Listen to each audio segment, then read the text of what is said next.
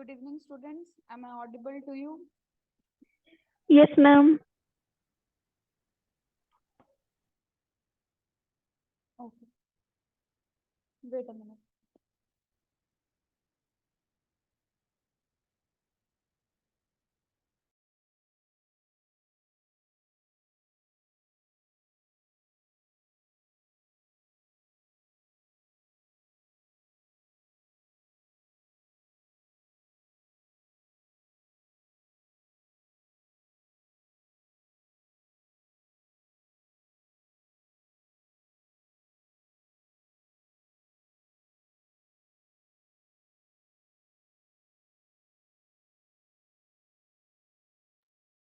Okay.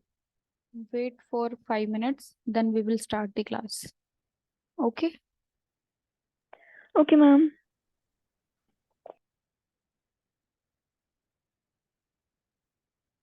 Okay. Sonika, are you new in the class? Yes, ma'am. Okay.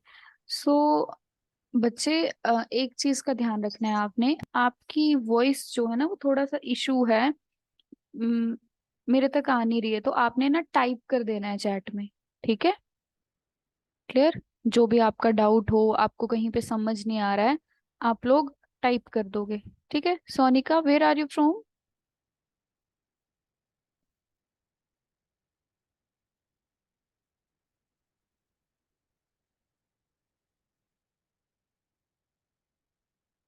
Bahadurgarh, I guess.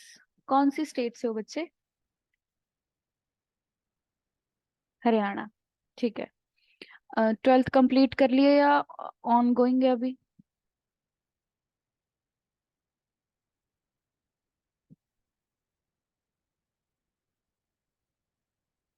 Non medical से कर रहे हो? Okay. Non medical से। Okay. ठीक है।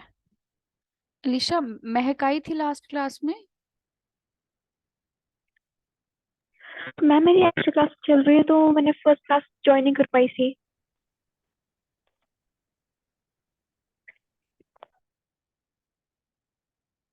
ओके। 1-2 मिनट उसका वेट करते हैं, फिर शुरू करेंगे अपनी क्लास।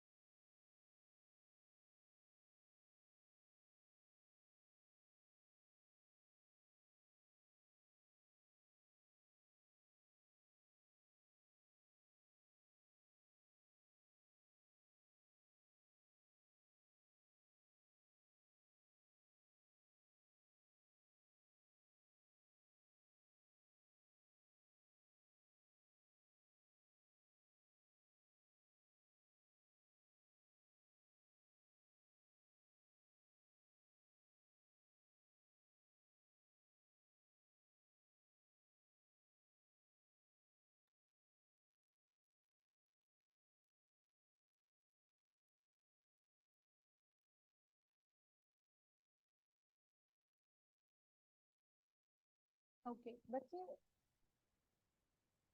अब मेरी आवाज आ रही है आप लोगों को? आप लोग कुछ बोलना, मुझे चेक करना है कि आप लोगों की वॉइस ऑडिबल है या नहीं।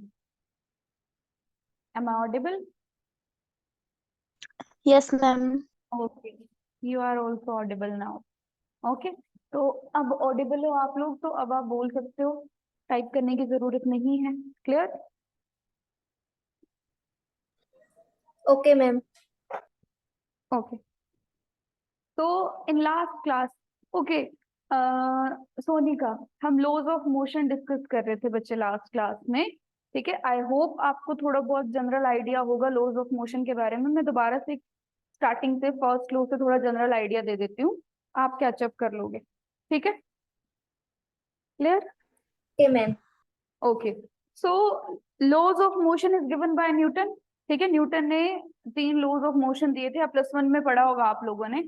So if we talk about first law of motion, so in first law of motion, Newton tell us about force. First law of motion में उसने हमें force के बारे में बताया, that body पे जब तक external force नहीं लगेगी, body move नहीं करेगी।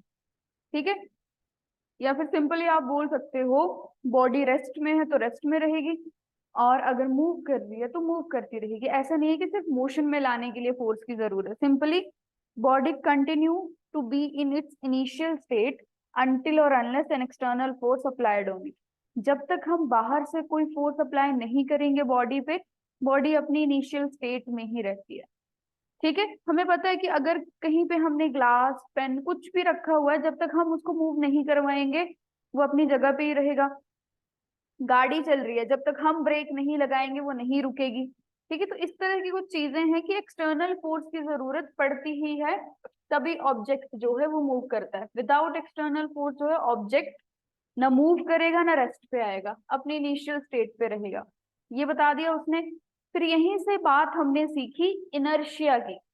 बच्चे एक चीज याद रखना आप लोग, इनर्शिया वर्ड जहां पे भी आ रहा है, inertia word is related to mass. Inertia word जो है वो मास से रिलेट करता है। ठीक है, अब बॉडी का जो मास है that will take time to change its state. Body को टाइम चाहिए होता है अपनी स्टेट चेंज करने के लिए। अगर आप बैठे हो रेस्ट पे, एकदम से आपको कोई धक्का मारे कि आप मूव करो, ठीक है, आपको मूव करने के लिए तो हम क्या करते हैं, रेजिस्ट करते हैं। जैसे कि आप बाइक पे बैठे हो, एकदम से मतलब अभी रुकी हुई है बाइक, एकदम से बाइक को स्टार्ट कर दिया जाए तो पीछे की तरफ झटका लगता है। वाई? बिकॉज आपका जो बॉडी का मास है वो रेस्ट पे था। अब उसको मोशन में आने के लिए टाइम चाहिए। जब हम एक झटके से उसको मोशन में लाने की कोशिश करते हैं तो हमें क्या दिखता है, एक रेजिस्टिंग फोर्स, कि बॉडी अपोज कर रही है, बॉडी जाना नहीं चाहती है। बट बेसिकली ऐसा नहीं होता है। बॉडी की वो रेजिस्टिंग फोर्स इसलिए दिखती है आपको क्योंकि आप एकदम से बॉडी का जो स्टेट है उसको चेंज नहीं कर सकते। अब ऐसे ही होता है जब आप मूव कर रहे हो, जैसे कि बस में मूव कर रहे हो आप, तो वहां पे क्या होता है, देखो, बस ऐसे, बस में हो आप, बस इन मोशन, जैसे ब्रेक लगती है हम आगे की तरफ झुक जाते हैं, आगे की तरफ चले जाते हैं। क्यों? क्योंकि हमारी बॉडी थी मोशन में, हमारे पाँव क्या बस के विद रिस्पेक्ट मूव कर रहे थे। जैसे ही ब्रेक लगी, हमारे पाँव जो है, हमारी बॉडी जो है, जो नीचे वाले जो हमारे पाँव हैं वो तो बस के साथ कांटेक्ट में है, तो जैसे ही बस रेस्ट में आई, ये तो रेस्ट में आ गए, पर अपर बॉडी को चाहिए टाइम रेस्ट में आने के लिए, तो इस चक्कर में क्या होता है, हमारा ऊपर वाला बॉडी का हिस्सा जो है आगे की तरफ मूव करता है। तो this is inertia, resisting force of body. Body एक रेजिस्टिंग फोर्स दिखाती है, किस वजह से दिखाती है? बॉडी की रेजिस्टिंग फोर्स होगी ड्यू टू इट्स मास, उसके मास की वजह से। अब वैसे ही तुम पेड़ को झटका मारोगे तो एकदम से फ्रूट नीचे गिर जाता है। क्यों? पेड़ मूव कर गया, पर फ्रूट को मूव करने के लिए टाइम चाहिए था, वो रेस्ट पे रह गया तो वो नीचे गिर गया। ऐसा ही होता है जब तुम इस पेपर को खींच लोगे, सिक्का नीचे गिर जाएगा, सिक्का साथ में नहीं आएगा अगर एकदम से पेपर को खींचोगे। क्यों? फोर्स लगी पेपर पे, सिक्का रह गया रेस्ट पे। क्लियर? इस तरह की कुछ चीजें हैं, ये हो गया इनर्शिया। फिर उसके बाद हम आते हैं मोमेंटम पे। What is momentum? Momentum is basically product of mass and velocity. Mass और वेलोसिटी। देखो कोई ऑब्जेक्ट अगर मूव कर रहा है ना तो मोस्ट ऑफ द टाइम हम क्या करते हैं, सिर्फ उसकी वेलोसिटी को देखते हैं कि जल्दी जल्दी चल रहा है, आराम से चल रहा है, इस तरह से हम उसके मोशन को मेजर करते हैं। बट दैट इज रोंग। देखो यहाँ पे एक ऑब्जेक्ट है आपके पास, ठीक है, इस तरह से ऑब्जेक्ट है, ये दूसरा ऑब्जेक्ट है, इसका मास है 1 kg, इसका मास है 2 kg, ठीक है, इस तरह से ये दोनों ऑब्जेक्ट हो गए। अब यहाँ पे अगर हम इनके मास की बात करें, देखो सपोज करो ये जो 1 kg ऑब्जेक्ट है, इसका इसका मास तो लिख लिया, इसकी वेलोसिटी है 2 मीटर पर सेकेंड, ठीक है, और ये जो 2 kg वाला ऑब्जेक्ट है, सपोज इसकी वेलोसिटी है 1 मीटर पर सेकेंड। अब मोमेंटम तो क्या होता है, मोमेंटम होता है मास इंटू वेलोसिटी। तो अब हम मास इंटू वेलोसिटी करोगे फर्स्ट केस में तो कितना आएगा, 1 × 2 which is equal to 2। Second case में मास है 2 kg, वेलोसिटी है 1, ठीक है, तो ये आ गया 2 × 1, इनका प्रोडक्ट भी कितना आ गया 2। तो एक भारी ऑब्जेक्ट है, एक जो है लाइटर ऑब्जेक्ट है, lighter object is moving with 2 metre per second and the heavier object is moving with 1 metre per second, but the product of mass and velocity of both the masses or you can say both the object will be same। तो इसका मतलब दोनों का momentum same है। तो ऐसा नहीं है कि जिसका मास ज्यादा है उसका मोमेंटम ज्यादा होगा या जिसकी वेलोसिटी कम है उसका मोमेंटम कम होगा। अब यहाँ पे ये लाइटर ऑब्जेक्ट भले ही है पर इसकी वेलोसिटी ज्यादा है, और ये हैवियर ऑब्जेक्ट है बट इसकी वेलोसिटी कम है। तो हमेशा क्या करना है, दोनों चीजों को चेक करना है, मास और वेलोसिटी। मास और वेलोसिटी के बेसिस पे बोलोगे आपकी किस ऑब्जेक्ट का मोमेंटम ज्यादा है, किस ऑब्जेक्ट का मोमेंटम कम है। अब यहाँ पे एग्जांपल से देखो, जैसे कि सपोज एक ऑब्जेक्ट है हमारे पास इस तरह से, ठीक है, अब इस तरह से हमने ले लिया यहाँ पे ऑब्जेक्ट 1 kg और यहाँ पे दोबारा से ले लिया 2 kg, ठीक है। अब ये वाला ऑब्जेक्ट जो है ये मूव कर रहा है 5 मीटर पर सेकेंड से, 5 मीटर पर सेकेंड से मूव कर रहा है, और ये वाला ऑब्जेक्ट जो है सपोज ये मूव कर रहा है यहाँ पे 3 मीटर पर सेकेंड से। सपोज आपने मास चेक नहीं किया, आपने वेलोसिटी देखी, ये तो 5 मीटर पर सेकेंड से चल रहा है, ये 3 मीटर पर सेकेंड से चल रहा है, यानी ये तो ज्यादा तेज होगा, वो क्या होगा, स्लो होगा। दिमाग में यही आएगा कि इसको रोकना इजी है, सॉरी इसको रोकना इजी है क्योंकि इसकी वेलोसिटी कम है, इसकी वेलोसिटी ज्यादा है, इसको रोकना डिफिकल्ट हो जाएगा। बट नो, अब हमें यहाँ पे चेक करना पड़ेगा मोमेंटम क्या बोलता है। मोमेंटम आपको ये बताता है कि बॉडी के अंदर मोशन कितना है और उसको रोकने के लिए आपको कितनी फोर्स की जरूरत पड़ेगी, या तो उसको और तेज मूव करवाने के लिए आपको कितनी फोर्स की जरूरत पड़ेगी। यहाँ पे देखो, यहाँ पे आ गया मोमेंटम 5 और यहाँ पे मोमेंट, सॉरी एम से लिख दिया मैंने, यहाँ पे मोमेंटम आ गया आपका 5 और यहाँ पे मोमेंटम आ गया आपका 6, ठीक है, kg metre per second, kg metre per second.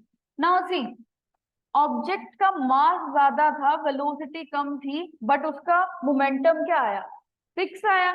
यहाँ पे देखो 1 kg एंड 5, भले ही वेलोसिटी ज्यादा है पर मोमेंटम तो कम आ रहा है। किसको रोकना इजी होगा, फर्स्ट ऑब्जेक्ट को रोकना इजी होगा, इसके लिए हमें कम फोर्स लगानी पड़ेगी, बट सेकंड ऑब्जेक्ट में हमें ज्यादा फोर्स अप्लाई करनी पड़ेगी। तो सिंपल सी बात ये बताना चाह रही हूं मैं आपको कि जब भी आप किसी बॉडी के अंदर मोशन की बात कर रहे हो तो मास और वेलोसिटी दोनों चीजों को चेक करना है। क्लियर, बोलो क्लियर है। Yes ma'am. ओके, आगे चलते हैं फिर नेक्स्ट स्लाइड पे। Second law of motion, momentum से ही सेकेंड लॉ ऑफ मोशन आया है। जिन्होंने लास्ट क्लास लगाई थी उनको तो मैं पढ़ा चुकी हूँ। The rate of change of momentum is directly proportional to applied force, कि जितनी फोर्स लगाओगे मोमेंटम में उतना ही चेंज आएगा। अब ऐसा क्यों, देखो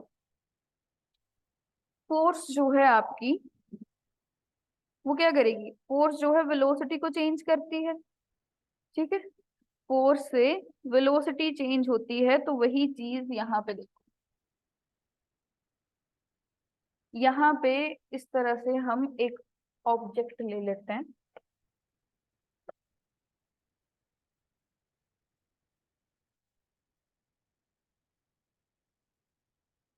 ये एक ऑब्जेक्ट कंसीडर कर लिया हमने यहाँ पे, ठीक है।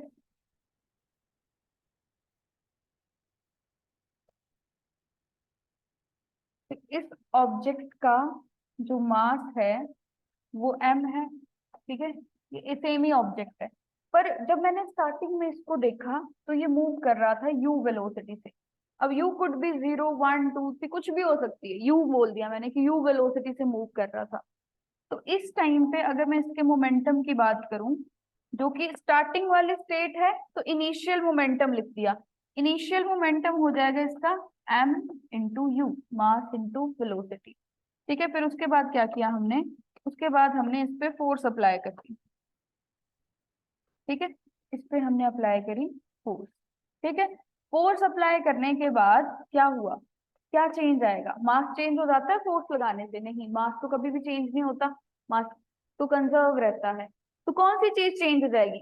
अगर किसी ऑब्जेक्ट को तुम धक्का मारोगे या खींचोगे तो उसकी वेलोसिटी में चेंज आएगा, सेम इसके साथ होगा। इस ऑब्जेक्ट की जो है यहाँ पे वेलोसिटी चेंज हो जाएगी। जब मैंने इस पे फोर्स लगाई, इसकी वेलोसिटी चेंज होगी। सपोज पहले कितनी थी u, अब इसकी वेलोसिटी होगी v। पर देखो, इस तरह से ऑब्जेक्ट है तुम्हारा, ऑब्जेक्ट पे तुम फोर्स लगाओगे, यहाँ पे तुमने फोर्स लगाई तो ऐसा थोड़ी टच करते ही वेलोसिटी चेंज होगी। फोर्स को कुछ टाइम लगेगा वेलोसिटी चेंज करने में। आप किसी चीज को धक्का दे रहे हो तो वेलोसिटी चेंज करने में कुछ एक सेकंड का तो टाइम लगता ही है, ठीक है। तो ये जो यहाँ से यहाँ वेलोसिटी चेंज हुई है, इट विल टेक टाइम। तो मैंने सपोज कर लिया t टाइम लगा वेलोसिटी को, यानी t टाइम तक मुझे फोर्स, 5 सेकंड तक मैंने फोर्स लगाई, तब उसकी वेलोसिटी जो है u से v हुई, ठीक है। तो अब इसका मोमेंटम जो है, फाइनल मोमेंटम कितना हो गया, m इंटू v। ये इनिशियल मोमेंटम, ये फोर्स लगाने के बाद फाइनल मोमेंटम। तो now what will be the change in momentum? Change को कैसे लिखते हैं हम? चेंज लिखने का तरीका होता है फाइनल माइनस इनिशियल मोमेंटम, ऐसे ही लिखा जाता है। चेंज को क्या लिखते हैं, फाइनल से इनिशियल को माइनस कर दो। बट यहाँ पे हमें एक और चीज दिखी कि ठीक है चेंज तो हुआ, बट चेंज होने के लिए टाइम भी तो लगा। तो मोमेंटम किसके साथ चेंज हुआ? मोमेंटम जो है with respect to time change हुआ।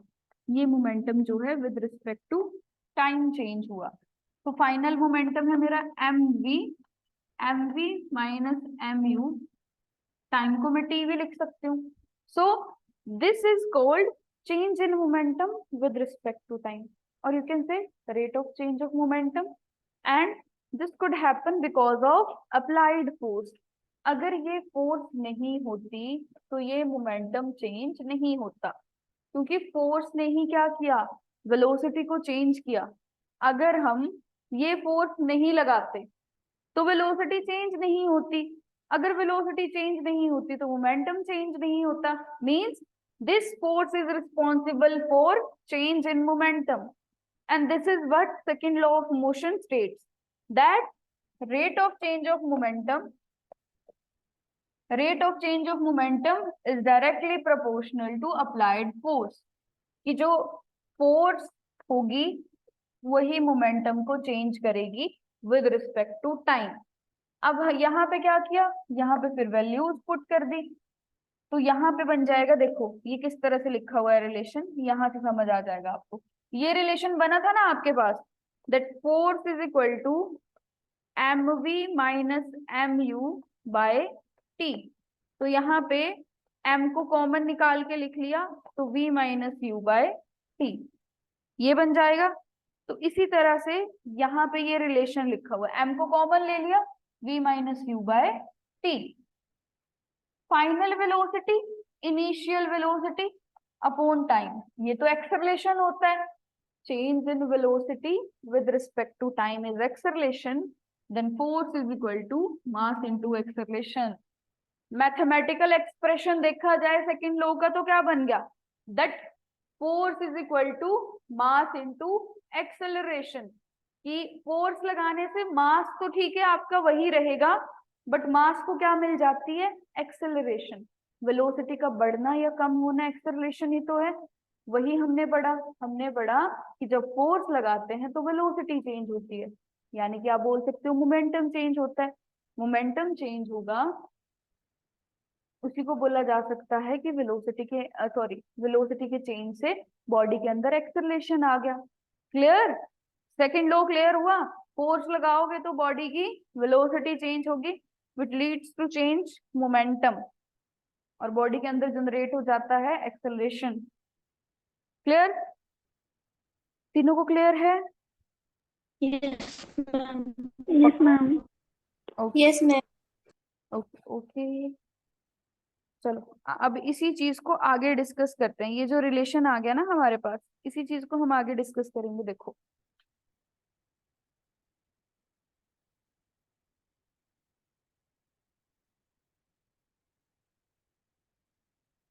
so here we get the relation that force is equal to mass into acceleration। Force आ गई, मास इंटू एक्सेलरेशन आ गई आपकी फोर्स। अब यहाँ पे देखो, अगर हम बात करें कि हम फोर्स को रख रहे हैं कांस्टेंट, दो ऑब्जेक्ट है मेरे पास, ठीक है, एक का मास है m1, एक का मास है m2, दोनों पे मैं अप्लाई कर रही हूँ सपोज 5 न्यूटन फोर्स।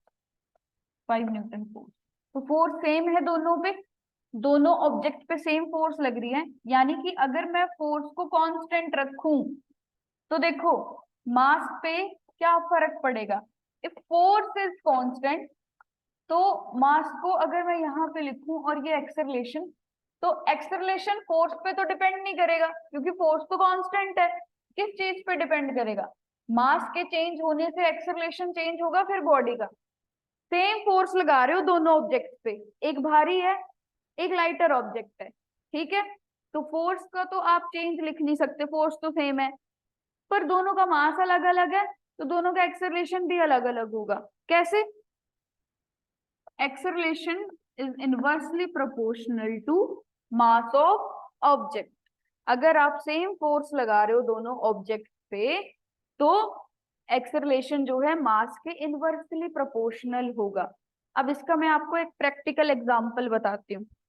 आप लोगों ने रोड वगैरह पे स्पीड लिमिट देखी होगी, स्पीड लिमिट लगी होती है, व्हीकल्स के अकॉर्डिंग अलग अलग स्पीड लिमिट होती है। फॉर एग्जाम्पल मैं बात करूं तो जैसे बस या कार, बस या कार की स्पीड लिमिट है अगर 50 किलोमीटर पर आवर, तो जो बाइक है, बाइक की या टू व्हीलर जो है उसकी स्पीड लिमिट होगी अराउंड 40 किलोमीटर पर आवर या 45 किलोमीटर पर आवर। इस तरह से रोड के साइड पे लिखा होता है that speed limit two wheeler के लिए ये है, फोर व्हीलर व्हीलर के लिए ये है। अब ये अलग अलग स्पीड लिमिट क्यों लगाई है? देखो, इसका रीजन है ये रिलेशन। जिस ऑब्जेक्ट का मास कम होगा उसकी एक्सेलरेशन क्या होगी? ज्यादा, यानी उसकी वेलोसिटी में इजीली चेंज आ जाएगा सेम फोर्स लगाने पे। अब यहाँ पे देखो इसको, ये तुम यहाँ पे एग्जांपल ले लो,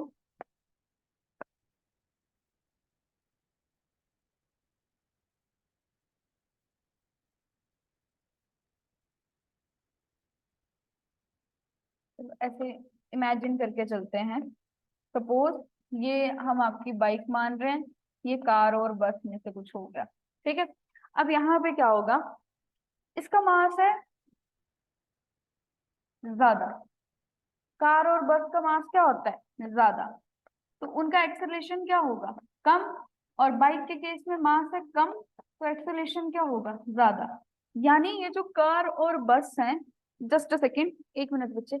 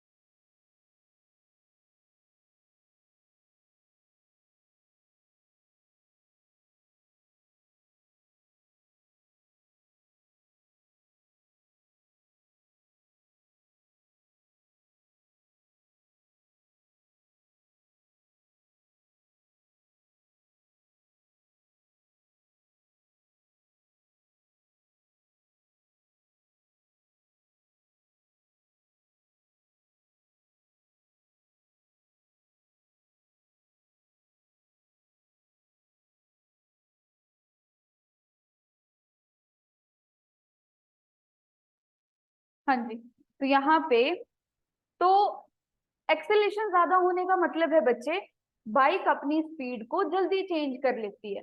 ठीक है, तो उसकी स्पीड लिमिट क्या रखी है? 45। तो 45 या 40, और इसको अपनी स्पीड को बढ़ाने में या कम करने में लगता है टाइम, तो इसकी स्पीड लिमिट रख दी 50 किलोमीटर पर आवर। क्योंकि देखो 50 किलोमीटर पर आवर तक जाते जाते कार और बस को क्या लगेगा? टाइम लगेगा।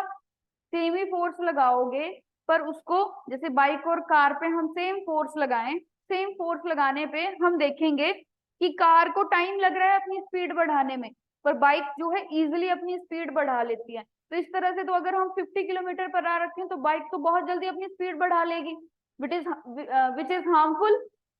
हार्मफुल है ना वो, कि फिर तो कार जो है आपकी वो तो आराम आराम से बढ़ा रही है, बाइक जल्दी। आपने देखा होगा हल्का सा एक्सेलरेट करने पे बहुत ज्यादा वेलोसिटी बढ़ जाती है स्कूटी बाइक वगैरह की, जबकि कार को क्या लगता है? टाइम लगता है।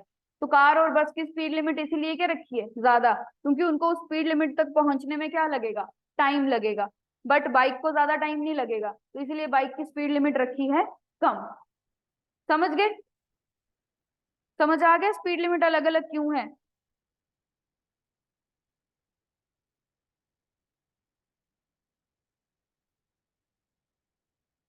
बोलो बच्चे, समझ आया? Yes ma'am. ओके, बाकी दोनों सो गए लॉज ऑफ मोशन पढ़ते पढ़ते, या आ रहा है समझ में? Alisha, Sonika? Yes ma'am. Okay, yes ma'am. तो नींद आने लग जाए ना तो ये न्यूटन को देख लिया करो, है ना? ये स्लाइड चला दिया करूंगी मैं।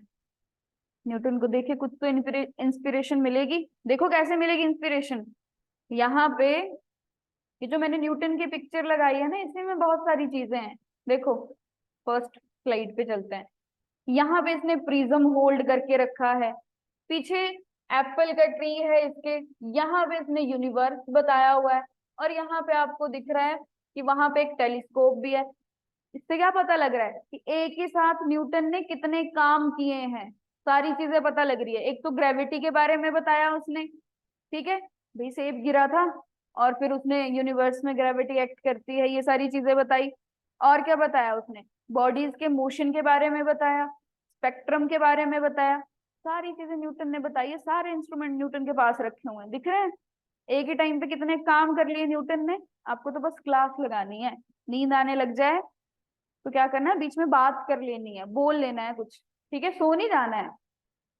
अच्छा ये बताओ, सेपरेटली बैठ के अच्छा ये बताओ, बेड पे बैठ के तो नहीं लगा रहे हो क्लास? लगा रहे हो तो बता दो। हम्म, नो मैम। पक्का? कि ऐसे लेटे लेटे लेटे हल्का हल्का नीचे हुए, धीरे धीरे कंबल ऊपर है, चादर ऊपर है और बंद, यहीं पे हो गए न्यूटन लॉज ऑफ मोशन? ऐसे नहीं करना है, ठीक है? अटेंटिव होके बैठना है। हो सकता है आप लोग स्कूल से आते हो तो थोड़ा थक जाते हो ना, तो धीरे धीरे क्या पता आप एक नैप ही ले लो, है ना? कि चलो मैम तो बोल ही रही है सामने, हमें क्या है, सुनते सुनते सो गए, आगे मीठी मीठी नींद। ऐसे नहीं करना है, ठीक है? अच्छा चलो तुम लोग मुझे एक चीज बताओ, मैंने कहा कार और बस की स्पीड लिमिट 50 लिखी है, ऐसे ही लिखी होती है 50-60 के बीच में, और बाइक की मैंने बता दी 45। पर ट्रक जो है, अब ट्रक ट्रक की बात अगर हम करें तो ट्रक की स्पीड लिमिट जो है ना इन सबसे अलग है। क्यों है अलग? देखो, ट्रक का मास तो इन सबके मास से ज्यादा है, बड़ा है ट्रक, ठीक है? बट जब हम ट्रक की स्पीड लिमिट की बात करते हैं, एक तो इसका मास सबसे ज्यादा है पर इसकी स्पीड लिमिट है सबसे कम। अगर हम बात करें तो तुम ऐसा लगा लो, 35-40 के बीच में इसकी स्पीड लिमिट लिखी होगी, बाइक से भी कम स्पीड लिमिट लिखी होगी। क्यों? जबकि इसका मास तो सबसे ज्यादा है तो इसकी स्पीड लिमिट सबसे ज्यादा होनी चाहिए, फिर इसकी स्पीड लिमिट सबसे कम क्यों लिखी होती है? बताओ चलो।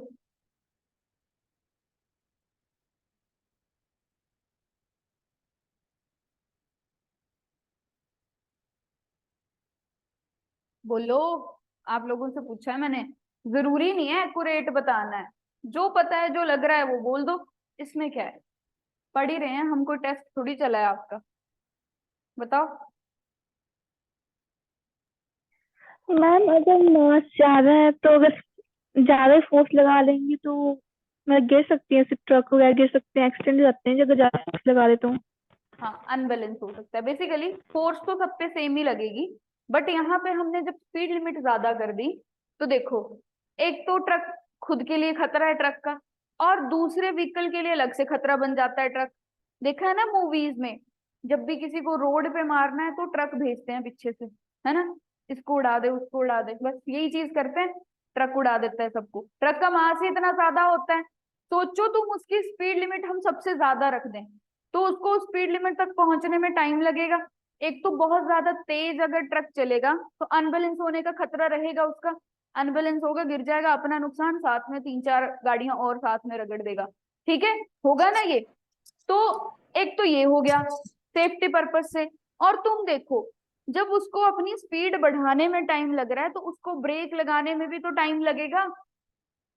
एक्सेलरेशन का मतलब सिर्फ वेलोसिटी बढ़ाना नहीं, वेलोसिटी को कम करना भी है। तो अगर उसको वेलोसिटी बढ़ाने में टाइम लग रहा है तो कम करने में भी टाइम लगेगा। चलो इसका भी सॉल्यूशन है कि उसमें पावर ब्रेक, हाइड्रोलिक ब्रेक लगाई हुई है। ठीक है, एकदम से अगर ट्रक ने पावर ब्रेक लगा दी तो फिर इनर्शिया आ गया। इनर्शिया की वजह से, जैसे कि एकदम से ब्रेक लगी, आगे की तरफ झटका लगता है, एकदम से इतनी स्पीड में अगर ट्रक ब्रेक लगाएगा तो उतना ज्यादा उसका मास है, उतना ज्यादा इनर्शिया उसको फील करना पड़ेगा, तब भी वो पलट जाएगा। ठीक है, इसीलिए ट्रक की स्पीड लिमिट जो है बाकी सारे व्हीकल से कम रखी होती है, ड्यू टू इट्स हैवी मास, और जो उसके ऊपर मैसिव लोड होता है उसकी वजह से। समझ गए? प्रैक्टिकल काम आने वाली चीजें हैं ये। अब लग गया पता क्यों अलग अलग स्पीड लिमिट लगाई होती है रोड के साइड पे? प्रैक्टिकली चीज है। हम आते जाते हैं रोज देखते हैं कि स्पीड लिमिट लगी है, क्यों लगी है? इस वजह से लगी है, हर व्हीकल के लिए अलग अलग स्पीड लिमिट। समझ गए? Yes ma'am. हाँ जी, तो एक तो ये वाला रिलेशन है जो सेकंड लॉ से हमें देख, न्यूटन ने लॉ 3 दिए, एक्सप्लेन उन्होंने सब कुछ कर दिया। अब देखो, एक और रिलेशन हमने अभी निकाला था, जैसे कि यहाँ पे, कि जो फोर्स है वो एक ही चीज है, लिखने का तरीका अलग अलग है, ऐसे लिखो या फिर इस तरह से लिखो, बात तो वही है। पर यहाँ पे मुझे एक चीज दिख रही है कि अगर मोमेंटम दोनों बॉडीज का सेम है, मान लो सेम मोमेंटम है दोनों बॉडीज का, तो हम देखते हैं कि फोर्स जो है वो टाइम के इनवर्सली प्रोपोर्शनल है। एक चीज हमें देखने को मिल रही है, फोर्स और टाइम का इनवर्स रिलेशन है। अब तुम खुद ही देखो, अगर तुम फोर्स लगा रहे हो बहुत छोटे टाइम पीरियड के लिए, ठीक है, या फिर तुम ऐसे देख लो, जैसे कि जब हम कोई भी ग्रोस क्रोकरी खरीदते हैं ना, क्रोकरी आइटम, जैसे कि मग कप खरीद लिए, या फिर वो छोटी छोटी बाउल्स होते हैं ग्लास के, वो खरीद लिए, तो हमेशा देखा होगा आपने कि वो रैप होते हैं, न्यूज़पेपर में रैप होते हैं, या फिर बबल रैप, बबल रैप होता है ना, कि वो उनके ऊपर चढ़ा होता है। ठीक है, इस तरह से रैपिंग उनके ऊपर हुई होती है। तो इमेजिन, कभी सोचा कि वो रैपिंग क्यों करते हैं, बबल रैप क्यों लगाते हैं? इतना तो पता है कि टूटने से बचाता है ना। इतना तो घर वाले बोलते ही हैं कि जब किसी भी ऐसी डेलिकेट चीज को, शीशे शीशे वाली चीज तुम खरीद के लेके आ रहे हो, तो उसको 1-2 बार हम न्यूज़पेपर से रोल करवा लेते हैं, या फिर और जब आप ऑर्डर करते हो कोई चीज तो वो बबल रैप में आती है। फॉर एग्जाम्पल, आप टीवी स्क्रीन ही मंगवा रहे हो, वो भी उसके ऊपर थर्मोकोल शीट होती है, फिर उसके ऊपर बबल रैप होता है। तो ऐसा क्यों, ये इस तरह से कवर क्यों किया जाता है? ये डेलिकेट आइटम्स जो जल्दी से टूट सकती हैं, उन चीजों को इस तरह से रैप क्यों किया जाता है? देखो इसका रीजन क्या है। जब तुम बात करोगे, जैसे यहाँ पे एक बाउल की बात करती हूँ मैं, ठीक है, ये बाउल जो है अगर सीधा आके नीचे गिर गया या किसी सरफेस से टकरा गया, तो जितनी भी फोर्स है वो सारी की सारी उस सरफेस पे लगेगी। ये सारी की सारी फोर्स इस सरफेस पे लगाएगा, सरफेस इस पे उतनी ही फोर्स लगाएगा और ये टूट जाएगा। बट अगर इसको हमने, इसकी कोटिंग कर दी बबल रैप से या न्यूज़पेपर से, तो जो फोर्स है ये लगा रहा है, पहले न्यूज़पेपर पे लगेगी, न्यूज़पेपर से फिर सरफेस पे लगेगी, और जब सरफेस फोर्स लगाएगा तो पहले न्यूज़पेपर पे लगेगी, फिर इस पे लगेगी, तो टाइम बढ़ गया। इस तक फोर्स को पहुंचने में क्या लग रहा है, टाइम लग रहा है, और टाइम बढ़ गया तो उस फोर्स की वैल्यू क्या हो जाती है, कम, यानी उतना ज्यादा झटका नहीं लगता जितना विदाउट रैपिंग लगेगा। ठीक है, फिर एक और चीज देखो, जब भी बॉल को कैच करने की बात आती है, बॉल को कैच करने की बात आती है, तो देखो फील्डर्स हैंड पुलिंग बैकवर्ड्स, ऐसे नहीं पकड़ रहा है वो, ऐसे लेके आ रहा है हाथों को, दिख रहा है ना यहाँ पे, यहाँ से देखो ऐसे ऐसे ऐसे करके उसने नीचे आके बॉल को पकड़ा। क्यों, पकड़ तो यहाँ पे भी सकता था कैच ऐसे, यहाँ से एकदम पकड़ लेता तो बॉल सीधी आती, हाथों पे गिरती और चोट लगती हाथों पे, है ना। करना मत ऐसे, कर भी सकते हो वैसे, इतनी भी चोट नहीं लगेगी। कभी खेल, जैसे खेले होंगे आप भी क्रिकेट वगैरह या वॉलीबॉल फुटबॉल कुछ भी, है ना, तो जब भी हम बॉल को कैच करते हैं ऑटोमेटिकली हमारे हाथ जो है नीचे आ जाते हैं। क्यों आते हैं नीचे, अब बॉल आ रही है, बॉल के अंदर कुछ ना कुछ फोर्स हो, यहाँ पे पकड़ लूंगी तो फोर्स जो है ज्यादा लगेगी, पर नीचे आने दूंगी उसको तो धीरे धीरे टाइम बढ़ेगा तो फोर्स क्या होती चलेगी, कम। तो यहाँ पे आते आते उसकी फोर्स थोड़ी कम हो जाएगी तो मेरे हाथों को चोट क्या लगेगी, कम लगेगी। समझ गए क्यों ऐसे ऑटोमेटिकली हमारे हाथ नीचे आके क्यों कैच करते हैं बॉल को। और अगर मैंने यहाँ पे पकड़ लिया, सपोज चोट लग गई मेरे हाथ पे, एकदम से बॉल छूट भी सकती है, कैच छूट भी सकता है, तो आराम से नीचे आके पकड़ो, ना ज्यादा चोट लगेगी ना बॉल छूटने का डर होगा। समझ गए, ये चीज समझ आ गई। अब और कोई एग्जांपल इसका, और देखो शॉकर्स, बाइक वगैरह जो होते हैं उनमें शॉकर्स लगे होते हैं ना, शॉकर्स क्या करते हैं, स्प्रिंग की तरह होता है शॉकर्स, ऐसे होते हैं, ठीक है, स्प्रिंग की तरह होते हैं। तो जब बाइक खड्डे में जाती है, बाइक का टायर खड्डे में जाता है, ठीक है, तो ये स्प्रिंग जो है ऐसे कंप्रेस हो जाएगा, नीचे की तरफ कंप्रेस हो जाएगा, फिर एक्सपैंड होगा आराम से। स्प्रिंग जो है जब एकदम से, वरना क्या होता है एकदम से फोर्स लगी जमीन पे तो हमें भी उतनी फोर्स लगती ऊपर की तरफ, तो जोर का झटका लगता, पर स्प्रिंग ने क्या किया, स्प्रिंग कंप्रेस हुआ, एक्सपैंड होने में उसको टाइम लगा तो फोर्स की वैल्यू कम होगी तो उतना झटका नहीं लगता है। क्लियर।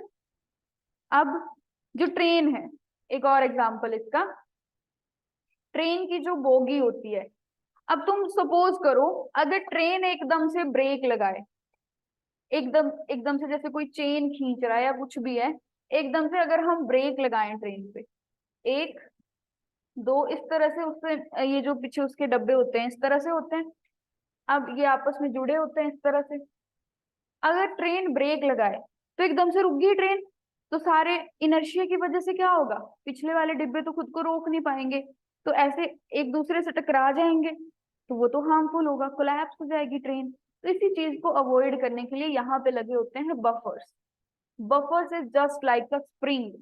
क्या होगा, एकदम से जैसे कि फोर्स लगी, ठीक है, एक ट्रेन की ऐसे, एक ट्रेन की वो है यहाँ पे क्या बोलते हैं इसको, बोगी, जो डब्बा होता है एक ट्रेन का डब्बा है ये, एकदम से आया, स्प्रिंग था इनके बीच में, तो स्प्रिंग कंप्रेस हुआ, आराम से एक्सपैंड हुआ, तो ये टकराए नहीं आपस में।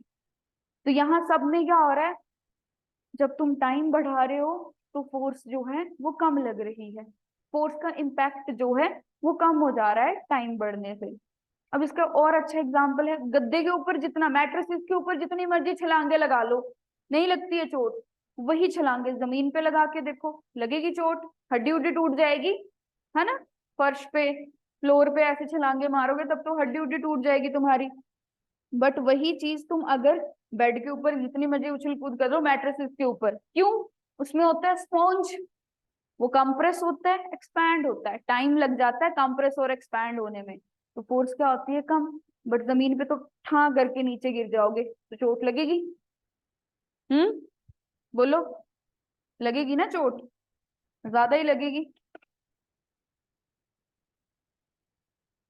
अब देखो तीनों को मैंने सारे एग्जाम्पल बता दिए, है ना। अब इनमें से कुछ भी ट्राई नहीं करना है खुद से, पता लगा कल को तुमने अपनी हड्डी उड्डी तोड़ दी, घर वालों को बोला मैम ने बोला था कि चोट नहीं लगेगी, ऐसे लगेगी चोट। ठीक है, समझ गए, समझाने के लिए बोला है, ओके मैम। हाँ, अपने ऊपर ट्राई नहीं करना यस है। मैम। ओके, पर ट्राई तो तुमने की होंगी ये सारी चीजें, है ना? कौन नहीं लगाता है मैट्रेसेस के ऊपर, सब लगाते हैं छलांग, रेत के मैम ढेर पे बचपन छलांग। में, अब तो नहीं। अब तो नहीं, बचपन में लगाते थे। फिर गिरे भी हो कभी? गिरे भी होंगे नीचे, फ्लोर फ्लोर पे गिरते रहते हैं, तब भी पता है कि कितनी चोट लगी होगी, है ना? अच्छा, रेत के ढेर पे छलांग लगाई है कभी किसी ने? हम्म, बोलो। रेत या मिट्टी के ढेर पे छलांग? No ma'am. No ma'am. कुछ नहीं किया तुमने, है ना? नो मैम, क्यों नहीं? कपड़े मैम गंदे, सड़क पर रगड़ी हुई हूँ पूरी तरह। रेत पर कपड़े नहीं, पूरी सड़क पर हूँ। कपड़े गंदे होने से डर जाते थे मुझे लगता है तुम लोग, ये मम्मी की डांट से डरते थे। हम्म, मैम दोनों से। दोनों से। ठीक है, मैंने लगाई है, पर चोट नहीं लगती। पर अब नहीं लगानी है, ठीक है? पता लगा तुम लोगों को चोट लगी। अगर मैं फ्लोर पे छलांग लगाऊं, मुझे चोट लगेगी। उतनी ही हाइट से अगर मैं किसी मिट्टी के ढेर के ऊपर या रेत के ढेर के ऊपर छलांग लगाती हूँ ना, तब चोट नहीं लगती है। क्यों नहीं लगती है? मिट्टी जो है धंस जाती है ना नीचे, तो उससे फोर्स कम हो जाती है, तो हमें चोट नहीं लगती। ठीक है, इस तरह की कुछ चीजें हैं। चलो, अब जो मैंने बताया, फ्रिज टीवी कुछ भी खरीदते हैं हम, ठीक है, वो थर्मोकोल शीट में पैक होके आता है। क्यों? थर्मोकोल शीट जो है ना, उसको डायरेक्ट जो है सरफेस के कांटेक्ट में नहीं आने देती।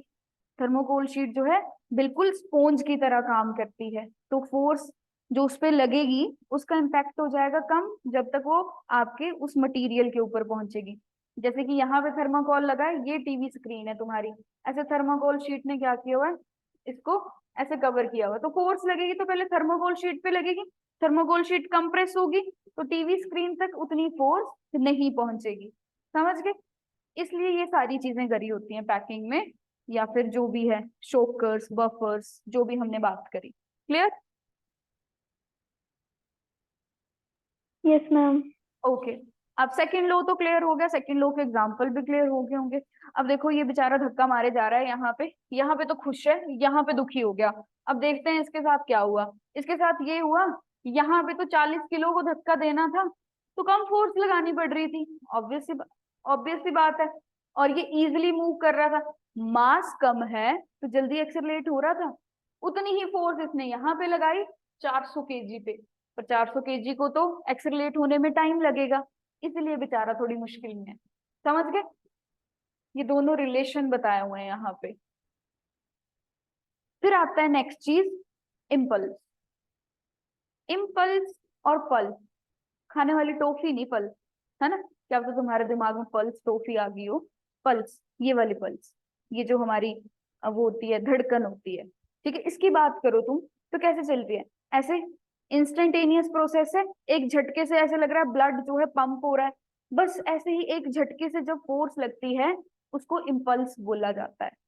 एक झटके से किसी चीज के ऊपर फोर्स लगाओगे ना, दैट इज इम्पल्स। फोर्स लगाने के दो तरीके हैं। एक तो फोर्स लगाओ, आराम से, टाइम लगेगा मोमेंटम चेंज करने में, पर तुम बहुत ज्यादा फोर्स एक झटके से लगाओ तो एकदम से मोमेंटम चेंज हो जाता है। उसी चीज को हम इम्पल्स बोलते हैं। देखो, इन्होंने बोला है यहाँ पे कि action of a large force in small interval of time, कि बहुत ज्यादा फोर्स तुम छोटे से टाइम इंटरवल में लगा रहे हो, उसको बोलेंगे इम्पल्स। जैसे कि तुमने देखा होगा, जो कराटे एक्सपर्ट होते हैं, टाइल का टुकड़ा है, एक झटके से अगर उसको वो मारते हैं तो वो टूट जाता है।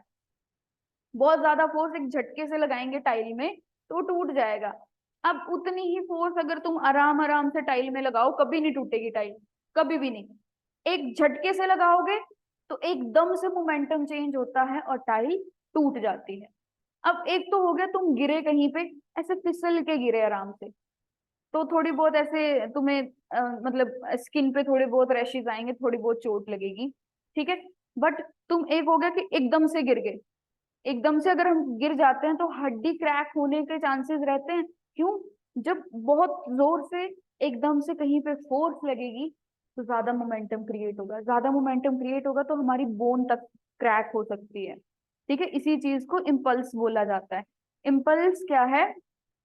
यहाँ पे देखो, अभी हमने जो मोमेंटम और फोर्स का रिलेशन देखा था ना, वही इम्पल्स है बेसिकली, वहीं से इम्पल्स आती है। देखो हमने पढ़ा कि फोर्स लगाओगे, आराम से फोर्स लगा रहे हो तो मतलब, या फिर जैसे भी फोर्स लगा रहे हो तो टाइम के साथ मोमेंटम चेंज होगा। बट फोर्स लगा दी तुमने बहुत छोटे टाइम इंटरवल पे, यानी टाइम को तुम यहाँ पे ले आए, जल्दी से तुमने फोर्स लगा ली। फोर्स इनटू टाइम का मतलब है इंस्टेंटेनियस फोर्स आपने अप्लाई कर दी, तो मोमेंटम क्या होगा? मोमेंटम को चेंज होने में टाइम नहीं लगेगा, मोमेंटम एकदम से चेंज होगा। फोर्स इनटू टाइम इम्पल्स होता है, और इम्पल्स को तुम चेंज इन मोमेंटम भी बोल सकते हो, चेंज इन मोमेंटम भी बोला जा सकता है। फोर्स को क्या बोलते हैं? फोर्स को बोलते हैं हम rate of change of momentum, कि टाइम के साथ मोमेंटम का चेंज। पर इम्पल्स क्या होती है बच्चे? Sudden change in momentum. Time नहीं लग रहा है यहाँ पे, एकदम से मोमेंटम चेंज हो रहा है, क्योंकि तुम एक झटके से फोर्स लगा रहे हो। समझ गए इम्पल्स? इम्पल्स का मतलब है एक झटके से कहीं पे बहुत ज्यादा फोर्स लगाना, तो एकदम से मोमेंटम का चेंज होना, दैट इज इम्पल्स। क्लियर? ये यहाँ पे सब कुछ गिवन है आपको इम्पल्स के बारे में। Okay, clear? बोलो। Simply yes ma'am. पूरे पैराग्राफ को मैंने तुम्हें सिंप्लीफाई करके बता दिया। फिर इसके बाद थर्ड लॉ ऑफ मोशन तो किसी को नहीं आता होगा, बहुत डिफिकल्ट है ना? इतना डिफिकल्ट लॉ ये तो किसी को नहीं आता होगा, ये मैं समझा देती हूँ तुम्हें, है ना? ये बोलता है कि every action has equal and opposite reaction, है ना? इतनी बड़ी बात बोल दी इसने, पर इस चीज को हम ले लेते हैं बहुत लाइटली। ठीक है, एक्शन रिएक्शन हो गया, बात खत्म नहीं। इसके टर्म्स को तुम देखो, इसने कहा है ठीक है, जितनी फोर्स लगा रहे हो एक बॉडी पे, वो बॉडी तुम्हारे ऊपर भी उतनी फोर्स लगाएगी। पर अगर मैं मान लूं कि ये जो पेन है, इसको मैं इस तरफ खींच रही हूँ और इस तरफ भी उतनी फोर्स से खींच रही हूँ, this is not action reaction. एक ही ऑब्जेक्ट पे दोनों फोर्सेस लगना एक्शन रिएक्शन नहीं है। Forces never act on same object. एक ही ऑब्जेक्ट पे फोर्स नहीं। मैंने बोर्ड पे ऐसे मारा तो बोर्ड से फोर्स लगेगी मेरे हाथ पे, तो एक ऑब्जेक्ट हो गया बोर्ड, दूसरा ऑब्जेक्ट हो गया मेरा हाथ। ठीक है, तुम किसी को थप्पड़ मार रहे हो, ठीक है, तो एक ऑब्जेक्ट हो गया तुम्हारा हाथ, दूसरा ऑब्जेक्ट हो गया उसका गाल। ठीक है, तो दो डिफरेंट ऑब्जेक्ट्स हैं, हमेशा याद रखना। एक्शन रिएक्शन तब बोला जाएगा जब एक दूसरे के ऊपर फोर्स लगा रहे हैं, ना कि एक ही ऑब्जेक्ट के ऊपर फोर्स लग रही है। Clear? And action and reaction never cancel each other. याद रखना है ये point, they never cancel each other. Why? अगर कैंसिल करने का मतलब पता क्या होता है? जितनी फोर्स मैंने इस तरफ लगाई उतनी फोर्स इस तरफ से लग गई, तो कैंसिल हो गया। पर एक्शन रिएक्शन अगर कैंसिल हो जाते तब तो वो दिखते ही नहीं। एक्शन रिएक्शन इस तरह से थोड़ी होता है, यहाँ पे दिखा, अगर इस पे इस तरफ भी फोर्स लग रही है, इस तरफ भी फोर्स लग रही है, तब तो कैंसिल हो जाएगा। बट इस ऑब्जेक्ट ने लगाई किसी और पे फोर्स और उसने लगाई इसके ऊपर फोर्स, ये कैंसिल नहीं होते हैं। ये आगे जाएगा या पीछे की तरफ जाएगा, एक दूसरे पे एक्शन और रिएक्शन दिखता है।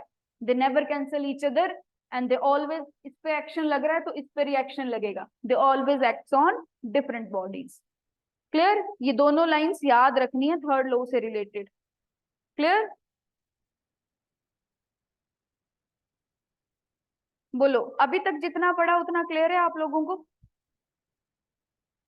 Yes ma'am. ओके, तो मैम थर्ड, हाँ जी, पूछना है कुछ? तीनों में से किसी को कुछ पूछना है बच्चे? No ma'am. ओके, सो ये थर्ड लॉ, इसको हम आगे कंटिन्यू करेंगे अपनी नेक्स्ट क्लास में, बिकॉज आगे और भी चीजें हैं इसमें, कंजर्वेशन ऑफ मोमेंटम एक्सेट्रा, तो that will we will discuss in our next class. That's all for today. Second law of motion अच्छे से आ जाना चाहिए, उसके एग्जांपल्स आप पढ़ के आओ, पर जो मैंने क्लास में बताया है उसको छोड़ के मुझे कुछ और एग्जांपल्स बताने हैं आपने। क्लियर? ठीक है,